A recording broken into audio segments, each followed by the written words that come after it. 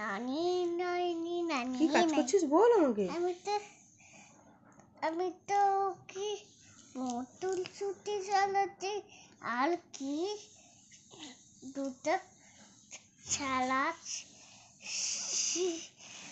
দুটো ছাড়াচ্ছিস? এতগুলো ছাড়িয়েছিস তো? কে খাবে এগুলো?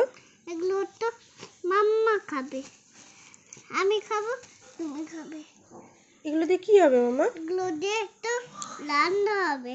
এখন কাঁচাটা না খাওয়া হবে না, ও, এখন কাঁচা।